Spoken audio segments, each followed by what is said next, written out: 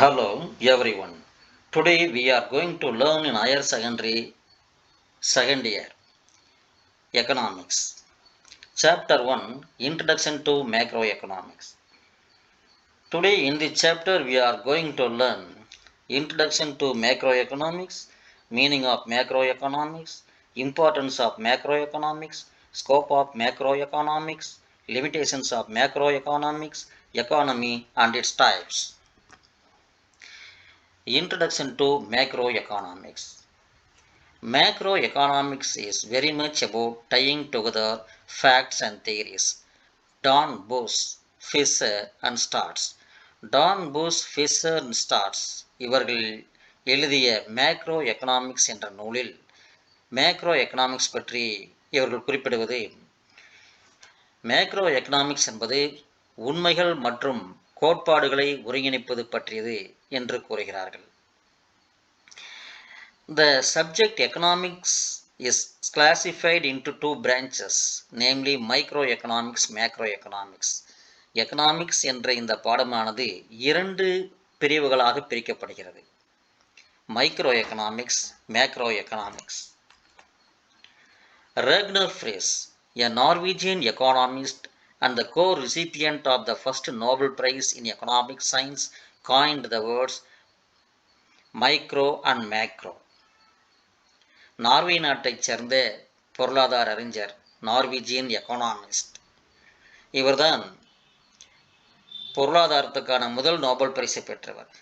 இவரோடு சேர்ந்து கோ recipient John டென்பர்கன், Dutch நாட்டைச் சேர்ந்த ஜான் டென்பர்கன் இருவரும் தான் நோபல் பரிசை பெற்றார்கள்.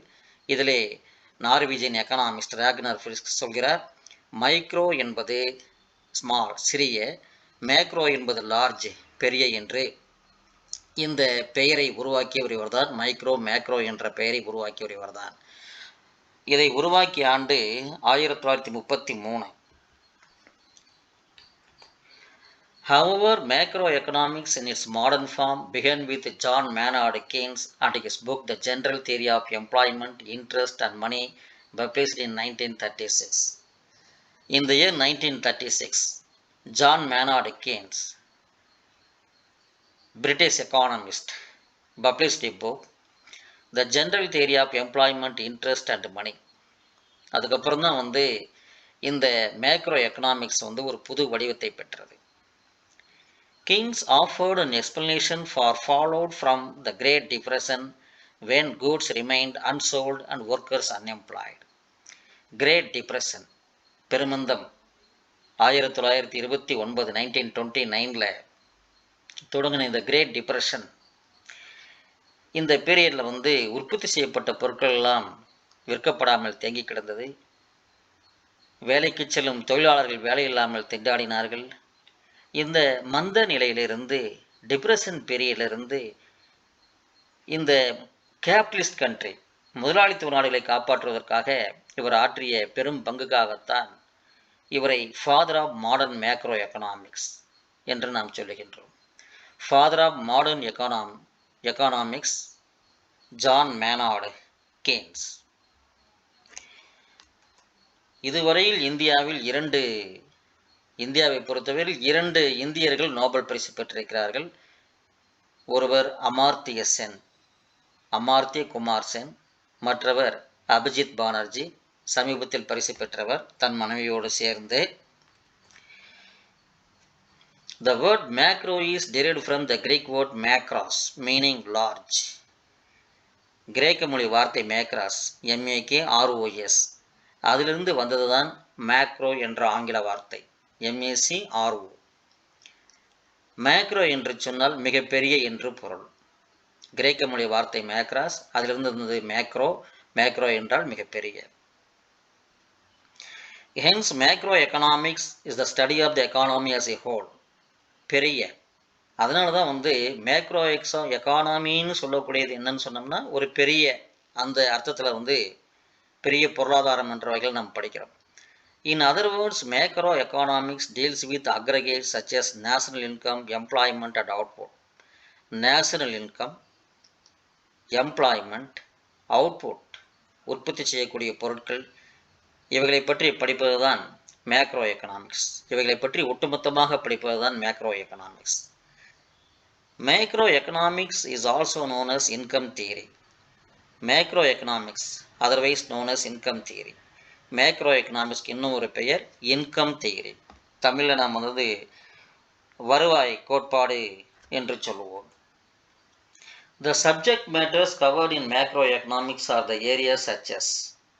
இந்த மேக்ரோ எக்கனாமிக்ஸ் இதில் வந்து என்னென்ன சப்ஜெக்ட்ஸ் நாம் படிக்கிறோம் அப்படின்னு சொன்னால் employment, national income, inflation, business cycle, poverty, inequality, disparity, investment and saving, capital formation, infrastructure development, international trade, balance of trade and balance of payments, exchange rate and economic growth. இவைகளையெல்லாம் பின்வரும் பாடங்களில் நாம் படிக்கலாம். We can read about these in the following lessons. Importance of macroeconomics. Macroeconomics உடைய uses ரொம்ப அதிகமாக இருந்தாலும் ஒரு சில விஷயங்களை மட்டும் நாம் இங்கே பார்க்கலாம். There is a need to understand the functioning of the economy at the aggregate level, to evolve suitable strategies, to solve the basic problems prevailing in an economy. ஒட்டுமொத்த அளவில் பொருளாதாரத்தின் செயல்பாட்டை புரிந்து கொள்ள வேண்டிய அவசியம் உள்ளது. ஒட்டுமொத்தமாக நம்ம பொருளாதாரத்தினுடைய செயல்பாட்டை புரிந்து கொள்ள வேண்டும். பொருளாதாரத்தில் நிலவும் அடிப்படை சிக்கல்களை தீர்ப்பதற்கும் பொருத்தமான ஸ்ட்ராட்டஜிஸ் உத்திகளை உருவாக்குவதற்கும் நமக்கு இந்த மேக்ரோ எக்கனாமிக்ஸ் பயன்படுகின்றது. பொருளாதாரத்தில் இருக்கக்கூடிய அடிப்படை பிரச்சனைகள், சிக்கல்கள், அவைகளை தீர்ப்பதற்கு பொருத்தமான உத்திகளை கையாள்வதற்கு நமக்கு பெரியல் பொருளாதாரம் பயன்படுகின்றது. Understanding the future problems, needs and challenges of an economy as a whole is important to evolve precautionary measures. ஒரு பொருளாதாரத்தினுடைய எதிர்கால பிரச்சனைகள், தேவைகள் மற்றும் சவால்களை முழுமையாக புரிந்து கொள்வது முன்னெச்சரிக்கை நடவடிக்கைகள் எடுக்க பயன்படும். வருங்காலத்தில் இருக்கக்கூடிய பிரச்சனைகள், ஃபியூச்சர் ப்ராப்ளம்ஸ், நீட்ஸ், சேலஞ்சஸ், தேவைகள், சவால்கள், இவைகளையெல்லாம் நாம் புரிந்து கொள்வதனால் தக்க நேரத்தில் சரியான முன்னெச்சரிக்கை நடவடிக்கைகள் எடுக்க நமக்கு பேரியல் பொருளாதாரம் துணை நிற்கின்றது. Macro economics provides ample opportunities to use scientific investigation to understand the reality. To understand the reality, macroeconomic provides ample opportunities. இந்த மேக்ரோ எக்கனாமிக்ஸ் நமக்கு வந்து ஒரு போதுமான அளவுக்கு ஒரு வாய்ப்புகளை கொடுக்குது. எதுக்கு? அறிவியல் விசாரணையை பயன்படுத்த ஏராளமான வாய்ப்புகள் இதில் இருக்கு. Macro economics helps to make meaningful comparison and analysis of economic indicators. Gross domestic product, the stock market, unemployment, consumer price index, producer price index போன்ற பொருளாதார குறியீடுகளை அர்த்தமுள்ள ஒப்பீடு மற்றும் பகுப்பாய்வு செய்ய மேக்ரோ எக்கனாமிக்ஸ் நமக்கு வந்து உதவி செய்கிறது. Macro economics helps for better prediction about future and to formulate suitable policies to avoid economic Crysis. Macro economics எதிர்காலத்தை பற்றி சிறந்த கணிப்புக்கும் பொருளாதார நெருக்கடிகளை தவிர்ப்பதற்கு பொருத்தமான கொள்கைகளை வகுக்கவும் உதவுகிறது. Macro economics helps for better prediction about future, வருங்காலத்தை பற்றி சரியாக கணித்து to formulate suitable policies to avoid economic crisis, வரக்கூடிய பொருளாதார நெருக்கடிகளை தவிர்ப்பதற்கான திட்டங்களை தீட்ட பேரியல் பொருளாதாரம் மேக்ரோ எக்கனாமிக்ஸ் நமக்கு வந்து பயனுள்ளதாக இருக்கின்றது. ஸ்கோப் ஆஃப் மேக்ரோ எக்கனாமிக்ஸ், இதனுடைய எல்லைகள் அதிகமாக இருந்தாலும் கூட இங்கே ஒரு சில கருத்துக்கள் மட்டும், கான்செப்ட் மட்டும் இங்கே கொடுக்கப்பட்டிருக்கின்றது. Measurement of national income and its composition by sectors are the basic aspects of macroeconomic analysis. The trends in national income and its composition provide a long-term understanding of the growth process of an economy. இந்த macro எக்கனாமிக்ஸ்னுடைய பேசிக் aspects தேசிய வருவாயை கணக்கிடுதல், measurement of national income, தேசிய வருவாயில் துறைகளின் பங்கு, இவைகளெல்லாம் நாம் படிப்பதற்கு நமக்கு பேரியல் பொருளாதாரம் பயன்படுகிறது. Inflation. Inflation refers to steady increase in general price level. பொதுவாக விலைமட்டம், ஒரு பொதுவான விலைமட்டம் தொடர்ந்து அதிகரிப்பதை, தொடர்ந்து உயர்ந்து கொண்டு செல்வதைத்தான் இன்ஃப்ளேஷன் என்று நாம் சொல்லுகின்றோம். Estimating the general price level by constructing various price index numbers such as wholesale price index, consumer price index are needed. Estimating the general price level, பொதுவான இந்த விலைமட்டத்தை நாம் எஸ்டிமேட் செய்வதற்காக பல்வேறு பிரைஸ் இண்டெக்ஸ் நம்பர்ஸை நாம் பயன்படுத்துகிறோம். குறிப்பாக wholesale price index, consumer price index போன்றவைகளை. ஹோல்சேல் பிரைஸ் இண்டெக்ஸ் அப்படின்னா என்னென்னா, நுகர்வோரை சென்றடைவதற்கு முன்பு பொருட்களின் விலையில் ஏற்படும் மாற்றங்கள். ஒரு கன்சூமரை போய் சேர்றதுக்கு முன்னாடி அந்த கூட்ஸில், பொருட்களில் அதனுடைய விலைகளில் என்ன மாற்றங்கள் ஏற்படுகிறது, wholesale price index. Consumer price index, நுகர்வோர் பொருட்கள் மற்றும் சேவைகளின் விலை சராசரியாக போக்குவரத்து, உணவு மற்றும் மருத்துவ பராமரிப்பு போன்றவற்றை ஆராயும் ஒரு நடவடிக்கைத்தான் கன்சூமர் பிரைஸ் இண்டெக்ஸ் என்று நாம் சொல்லுகின்றோம். Business cycle. Almost all economies face the problem of business fluctuations and business cycle. Business fluctuations, வணிக ஏற்றத்தாழ்வுகள், அதைத்தான் நாம் business fluctuations என்று நாம் சொல்லுகின்றோம்.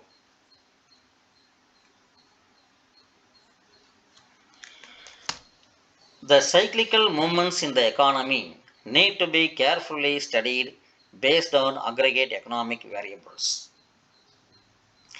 பொதுவாகவே எல்லா நாடுகளிலும் இந்த வாணிப ஏற்றத்தாழ்வுகள் இருக்கின்றன, இந்த வாணிப சுழற்சிகள் இருக்கின்றன. இதை இதில் பல கட்டங்களை நாம் பார்க்கின்றோம். Boom. The full employment and the movements of the economy beyond full employment is characterized as boom period. During this period, there is hectic activity in economy. முழு வேலை வாய்ப்பு, full employment, அனைவருக்கும் முழுமையான ஒரு வேலை வாய்ப்பு இருக்கக்கூடிய நிலை இந்த பூம் பீரியட்ல. இந்த காலகட்டத்தில் during this period there is hectic activity in economy. பொருளாதாரம் ரொம்ப சுறுசுறுப்பாக இருக்கும், எந்த மந்தநிலையும் இருக்காது, சுறுசுறுப்பாக இருக்கும். Recession. The turning point from boom condition is called recession. பூம்லேருந்து திரும்பி வரக்கூடிய கட்டம் recession. Depression. During depression, the level of economic activity becomes extremely low. Depression பீரியடில் இந்த பொருளாதார நடவடிக்கைகள் ரொம்ப கீழ்நிலையில் இருக்கும். Firms incur losses and closure of business becomes common. Firms, நிறுவனங்கள் எல்லாம் நிறைய இழப்பை, லாஸை, அதாவது இழப்பு ஏற்படுறதுனால அதை இழுத்து மூடக்கூடிய ஒரு நிலைமைக்கு கூட தள்ளப்படுகின்றன. டிப்ரெஷன் பீரியட், இதை நாம் முதலே ஜான் மேனார்டு கெய்ன்ஸ் இந்த டிப்ரெஷன் பீரியட்லேருந்து காப்பாற்றினார்ன்றதை நம்ம பார்த்துருக்கோம். Recovery. An increase in business activities after the lowest point. கீழ்மட்டத்திலிருந்து மீண்டும் படிப்படியாக கொஞ்சம் கொஞ்சமாக மீண்டு வருவதுதான் recovery period. Poverty and unemployment. The major problems of most resource-rich nations are poverty and unemployment. Most resource-rich nations, எல்லா வளங்களையும் இருக்கக்கூடிய, எல்லா ரிசோர்ஸஸும் இருக்கக்கூடிய நாடுகளில் என்ன ஒரு பிரச்சனை இருக்குன்னு சொன்னால் பாவர்ட்டி அண்ட் அன்எம்ப்ளாய்மெண்ட். பெரிய வளர்ந்த நாடுகள், பணக்கார நாடுகள், அங்கு பாவர்ட்டியும் இருக்காது, அன்எம்ப்ளாய்மெண்ட் இருக்காதுன்னு நாம் நினைக்கிறோம். ஆனால் அப்படி இல்லை. மேஜர் ப்ராப்ளமே பாவர்ட்டியும் அன்எம்ப்ளாய்மெண்ட்டும் தான் எங்கே மோஸ்ட் ரிசோர்ஸ் ரிச் நேஷன்ஸில். This is one of economic paradoxes. முரண்பட்ட ஒன்று, முரண்பாடு, பொருளாதார முரண்பாடு என்று சொல்லக்கூடியது இதுதான். அதாவது வளர்ந்த நாடுகளிலும் பாவர்ட்டியும் இருக்குது, அன்எம்ப்ளாய்மெண்ட் இருக்குது. இதை தான் நம்ம எக்கனாமிக் பேரடாக்சஸ் அப்படின்னு நம்ம சொல்கிறோம். A clear understanding about the magnitude of poverty and unemployment facilitates allocation of resources and initiating corrective measures. வறுமை மற்றும் வேலையின்மை பற்றிய தெளிவான புரிதல் வளங்களை ஒதுக்கீடு செய்வதற்கும் சரியான நடவடிக்கைகளை தொடங்குவதற்கும் உதவுகின்றது. அலோகேஷன் ஆஃப் ரிசோர்சஸ், வளங்களை சரியான முறையில் ஒதுக்கீடு செய்வதற்கு நமக்கு கரெக்டிவ் மெசர்ஸ், சரியான நடவடிக்கை எடுப்பதற்கு பயன்படுகின்றது. Economic growth and development of an economy and the factors determining them could be understood only through macroeconomic analysis. இந்த மேக்ரோ எக்கனாமிக் அனாலிசிஸ் மூலமாகத்தான் ஒரு பொருளாதாரத்தின் வளர்ச்சி மற்றும் முன்னேற்றம் இவைகளை தீர்மானிக்கும் காரணிகளை எல்லாம் நம்மால் தெரிந்து கொள்ள முடியும். Economic policies. Macro economics is significant for evolving suitable economic policies. பொருத்தமான பொருளாதார கொள்கைகளை உருவாக்குவதற்கு மேக்ரோ எக்கனாமிக்ஸ் நமக்கு பயன்படுகிறது. இந்த மேக்ரோ எக்கனாமிக்ஸினுடைய இந்த கொள்கைகள் நமக்கு பயன்படுகின்றது. Economic policies R necessary. Economic policies நமக்கு ரொம்ப முக்கியம். ஏன்னு கேட்டோம்னா, to solve the basic problems, அடிப்படை பிரச்சனைகளை தீர்ப்பதற்காக இந்த economic policies R needed. To over come the obstacles, தடைகளை தகர்த்தெறிவதற்கு. டு அச்சீவ் growth, முன்னேற்றத்தை அடைவதற்கு நமக்கு எக்கனாமிக் பாலிசிஸ் தேவைப்படுகின்றது. இவ்வளவு நிறைகள் இருக்கின்றன, அட்வான்டேஜஸ்கள் இருக்கின்றன. இருந்தாலும் இந்த மேக்ரோ எக்கனாமிக்ஸில் லிமிட்டேஷன்ஸ் இல்லாமல் இல்லை. There is a danger of excessive generalization of the economy as a whole. Danger of excessive generalization. யாரையாவது பற்றி அல்லது எதையாவது பற்றி அதிக தெளிவில்லாத ஒரு concept,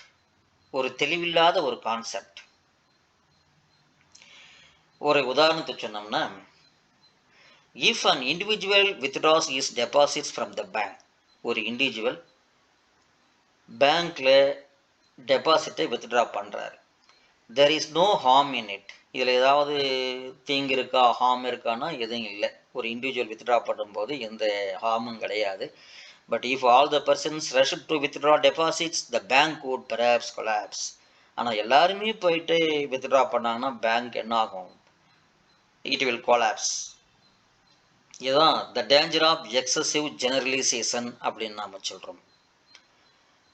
It assumes homogeneity among the individual units. Individual யூனிட்ஸ்க்கு மத்தியில் ஒரு ஹோமோஜீனிட்டி இருக்குது அப்படின்னு சொல்லுது. ஹோமோஜீனிட்டி அப்படின்னா ஒரே மாதிரியான அல்லது அனைத்துமே ஒரே மாதிரியான தரம் அப்படின்னு சொல்லக்கூடிய ஒரு கண்டிஷன். அதுதான் நம்ம எல்லாமே ஒரே மாதிரி, ஹோமோஜீனிட்டி. There is a fallacy of composition. Fallacy of composition, அதை தமிழில் தொகுத்தலில் தவறுகள் அப்படின்னு சொல்லுவாங்க. Fallacy of composition.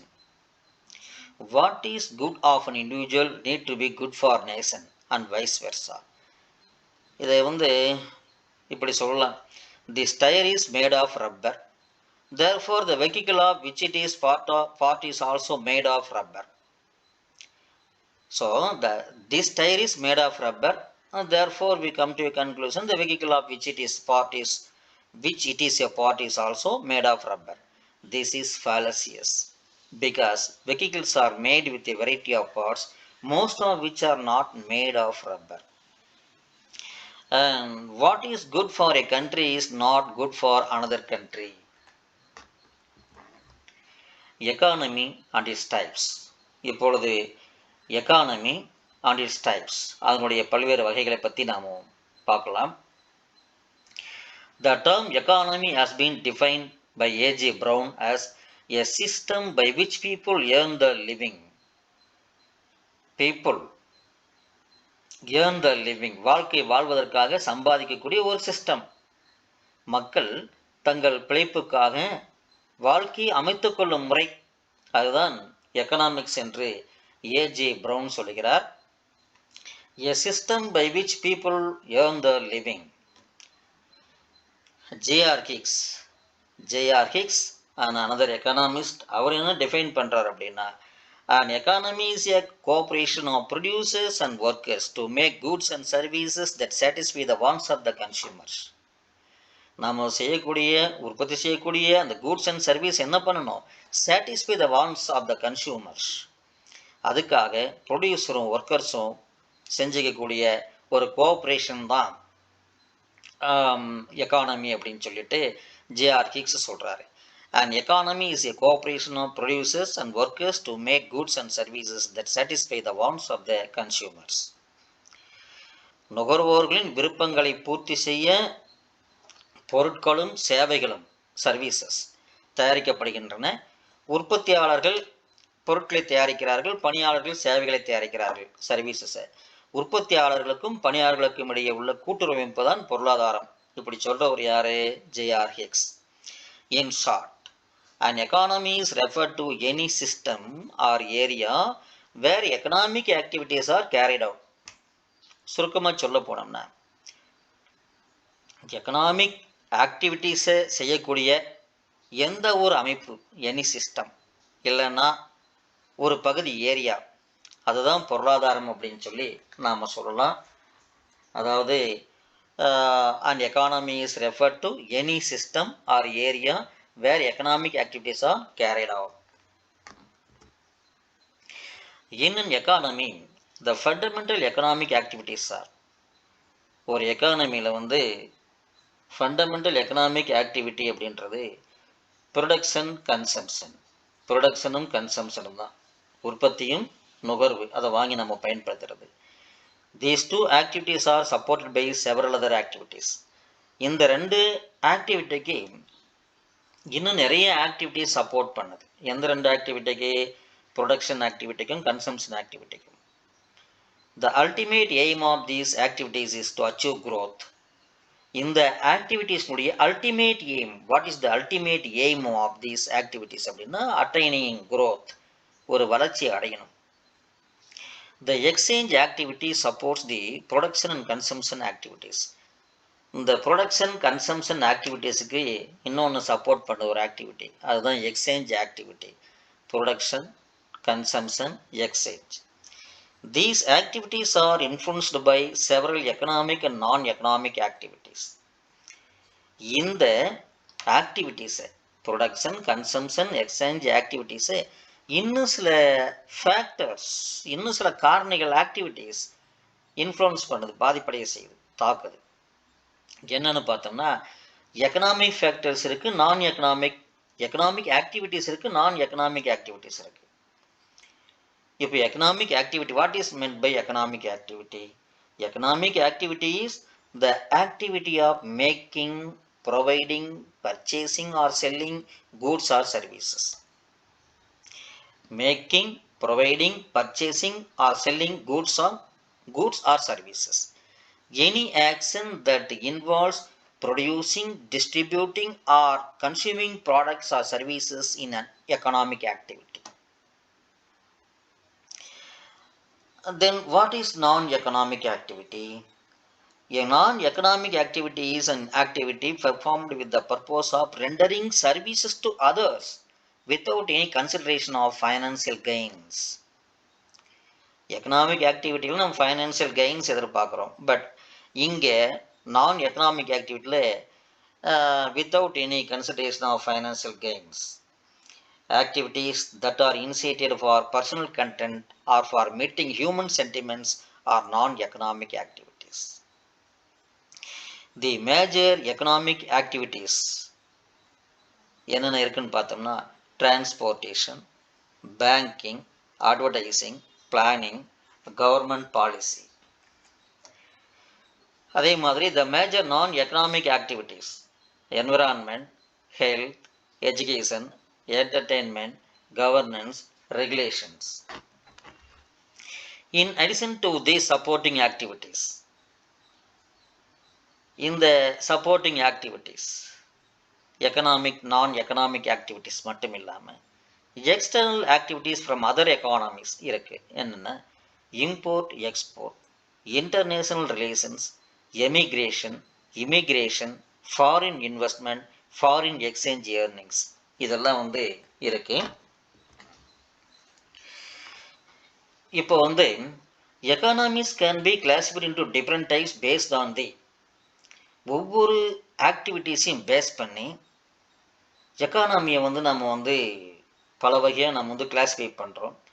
அதில் ஸ்டேட்டஸ் ஆஃப் டெவலப்மெண்ட்டை பேஸ் பண்ணி எக்கனாமிக் சிஸ்டம் எப்படி வந்து கிளாஸிஃபை பண்ணுறாங்க அப்படின்னு பார்த்தோம்னா, developed economies status of development base பண்ணி developed economies, under developed economies, undeveloped economies, developing economies. Developed economies உயர்ந்த பொருளாதார வளர்ச்சி, நல்ல எக்கனாமிக் டெவலப்மெண்ட் மற்றும் பாதுகாப்பை கொண்ட நாடுகள் தான் வளர்ந்த பொருளாதார நாடுகள். நல்ல பொருளாதார வளர்ச்சி மற்றும் பாதுகாப்பு இருக்கணும், அது டெவலப்டு எக்கானமி. வளராத அண்டர் டெவலப்டு, வளராத பொருளாதார அமைப்புகள் என்பது வளர்ந்த தனிநபர் வருமானத்துடன் ஒப்பிடும்போது குறைந்த தனிநபர் வருமானம், அதிக மக்கள் தொகை வளர்ச்சி, பின்தங்கி விவசாயம் இதெல்லாம் வந்து அண்டர் டெவலப்டு எக்கானமியில் இருக்கும். அண்டர் டெவலப்டு எக்கானமியில் அப்படின்னு பார்த்தோம்னா தனிநபர் வருமானம் குறைந்ததாக இருக்கும், அதிக மக்கள் தொகை வளர்ச்சி இருக்கும், பின்தங்கி விவசாயம் இருக்கும். குறைந்த மற்றும் நடுத்தர வருமான பொருளாதாரங்கள் பொதுவாக வளரும் பொருளாதார அமைப்புகள் என்று குறிப்பிடப்படுகின்றது. System of based on the system of economic activities. இந்த எக்கனாமிக் சிஸ்டத்தை வந்து நம்ம எப்படி பிரிக்கிறோம்னு சொன்னோம்னா, capitalist economies, socialist economy, mixed economy. Capitalist economies, socialist economies, mixed economics அப்படின்னு பிரிக்கிறோம். இந்த 3 தலைப்புகளை பற்றி அடுத்து வரக்கூடிய பக்கங்களில் ரொம்ப டீட்டெயிலாக படிக்கலாம். ஸ்கேல் ஆஃப் ஆக்டிவிட்டீஸ், இதை வச்சு எக்கானாமிக் சிஸ்டத்தை எப்படி பிரிக்கிறோம்னா, ஸ்மால் எக்கானமிஸ், லார்ஜ் எக்கானமிஸ். உலக வர்த்தகத்தில் பங்கேற்க முடியாத, இன்டர்நேஷனல் ட்ரேடில் பார்ட்டிசிபேட் பண்ண முடியாத, வரையறுக்கப்பட்ட இயற்கை வளங்கள் இல்லாத நாடுகள். இவ்வளோ இயற்கை வளங்கள் இருக்குன்னு, இயற்கை வளங்கள் ரொம்ப குறைச்சலான இருக்கக்கூடிய நாடுகள், அது இன்டர்நேஷனல் ட்ரேடில் பார்ட்டிசிபேட் பண்ண முடியாது. அதுதான் வந்து சிறிய பொருளாதார அமைப்பு நாடுகள் அப்படின்னு நாம் சொல்கிறோம். லார்ஜ் எக்கானமி, அமெரிக்காவின் பொருளாதாரம் பேரளவிலான மொத்த உள்நாட்டு உற்பத்தியால் அளவிடப்படும். உலகின் மிகப்பெரிய பொருளாதார அமைப்பு இந்த அமெரிக்க பொருளாதார அமைப்பு, லார்ஜ் எக்கானமிஸ் அப்படின்னு நம்ம சொல்கிறோம். நேச்சர் ஆஃப் ஃபங்க்ஷனிங், அது எப்படி செயல்படுது அதை பேஸ் பண்ணி. Static economies, dynamic economies. Static economies அப்படின்றது வந்து நிலையான பொருளாதாரம் சமநிலையின் ஒரு குறிப்பிட்ட புள்ளியை மட்டுமே, அந்த ஸ்டாட்டிக் எக்கானமி தான் நிலையான பொருளாதாரம். இதை வந்து சமநிலையின் ஈக்லிபிரியம், சமநிலையில் ஒரு குறிப்பிட்ட பாயிண்ட்டை மட்டும் படிக்கக்கூடியது ஸ்டாட்டிக் எக்கானமி. டைனமிக் எக்கானமின்றது வந்து சமநிலையை அடையக்கூடிய செயல்முறையும் அந்த செயல்முறையையும் பற்றி தெரிந்து கொள்வது தான் dynamic economics. Nature of operation, அது எப்படி ஆப்ரேட் ஆகுது அதை வச்சு இந்த எக்கானமி வந்து 2 வகையாக நம்ம பிரிக்கிறோம். Closed economy, open economy. Closed எக்கானமின்றது மூடிய பொருளாதாரம்னு தமிழில் சொல்லுவோம். ஓப்பன் திறந்த பொருளாதாரம். ஒரு மூடிய பொருளாதாரம் அப்படின்னா முற்றிலும் தன்னிறைவு பெற்றது, ஃபுல்லாக செல்ஃப் சஃபிஷியன்ட். சர்வதேச வர்த்தகத்திலிருந்து இறக்குமதி அல்லது ஏற்றுமதி எதுவும் இல்லை. திறந்த பொருளாதாரம், ஓப்பன் எக்கானமிஸ், உலகெங்கிலும் உள்ள பிற பொருளாதாரங்களுடன் சுதந்திரமாக தொடர்பு கொள்ளும் ஒன்று. உலக நாடுகளோடு சுதந்திரமாக தொடர்பு கொள்ளக்கூடியதான் open economy. Nature of advancement. Traditional economy, modern economies. Traditional எக்கானமின்றது பழமையான பொருளாதார அமைப்புகள், பழக்க வழக்கங்கள், பழமையான நம்பிக்கைகள், இது எல்லாம் வச்சுட்டு இருக்கக்கூடிய ஒரு அமைப்பு ட்ரெடிஷனல் எக்கானமி. மாடர்ன் எக்கானமி, இந்த மாடர்ன் எக்கானமி ஒரு சிக்கலான அமைப்பு. பொருட்கள் மற்றும் சேவைகள் அனைத்து உற்பத்தி, அனைத்து வாங்குதல் மற்றும் விற்பனை, அனைத்து வேலை வாய்ப்புகளுமே இதில் இருக்குது.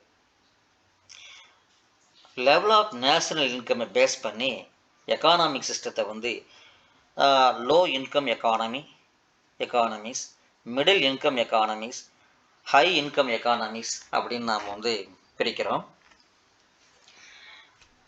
இதுவரையில் நாம் என்னென்ன பார்த்தோம் அப்படின்னா, இன்ட்ரடக்ஷன் டு மேக்ரோ எக்கனாமிக்ஸ். இந்த மைக்ரோ மேக்ரோ இதை யார் காயின் பண்ணாங்க, மைக்ரோனா என்ன, மேக்ரோனா என்ன, பிறகு இதனுடைய மீனிங்லாம் என்ன, importance, scope of macro economics, limitations, இந்த எக்கானமியினுடைய வெவ்வேறு டைப்ஸ் எல்லாம் பார்த்தோம். இப்போ நீங்கள் எந்த அளவுக்கு இந்த எக்கானமியை நீங்கள் புரிஞ்சிட்ருக்கீங்க, இந்த எக்கனாமிக்ஸ் சப்ஜெக்டை இது பார்த்த வரைக்கும் எவ்வளோ புரிஞ்சிருக்கீங்க அப்படின்றது ஒரு டெஸ்ட் பண்ணி பார்க்கலாம். Macro economics is very much about tying together facts and theories. இதை சொன்னவர்கள் Dornbusch, Fischer and Startz. The subject economics is classified into two branches. என்னென்ன? Micro economics and macro economics. Ragnar Frisch, who coined terms micro and macro, belong to which country? Norway. Norwegian economist. Name the co-recipient of the first Nobel Prize in Economic Science along with Ragnar Frisch. Jan Tinbergen, your Dutch economist. What does micro mean? Small. What does macro mean? Large. In which year did Ragnar Frisch coin the term micro and macro? 1933. Macroeconomics in its modern form began with John Maynard Keynes.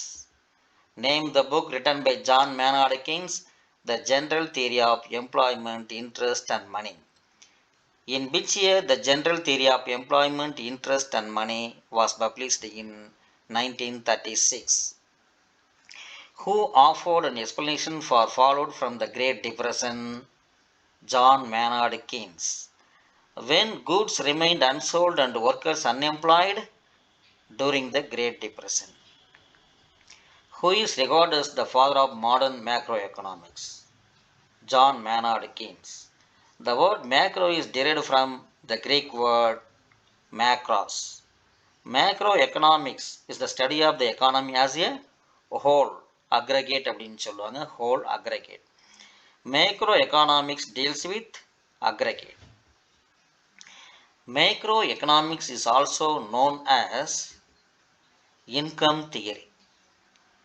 Dash refers to steady increase in price level, general price level, inflation. A system by which people earn the living has been defined by A.J. Brown. An economy is a cooperation of producers and workers to make goods and services that satisfy the wants of the consumers. Is defined by J.R. Hicks. இங்கே spelling mistake, JRHICKS, AS வராது, தவறுதலாக இருக்கு. Dash is referred to any system or area where economic activities are carried out. An economy. In an economy, the fundamental economic activities are production and consumption. How can economics be classified based on the status of development? Developed economies, underdeveloped economies, undeveloped economies, developing economies. How can economies be classified based on system of activities? Capitalist economies, socialistic economies, mixed economies. How can economies be classified based on scale of activities? Small economies, large economies. How can economies be classified based on nature of functioning? Static economies, and அங்கே வராது, static economies, dynamic economies. How can economies be classified based on nature of operation? Closed economies, open economies. How can economies be classified based on nature of advancement? Traditional economies, modern economies. How can economies be classified based on level of national income? Low income economies, middle income economies, high income economies. The dash supports the production and consumption activities, exchange activities. Thank you very much for your listening.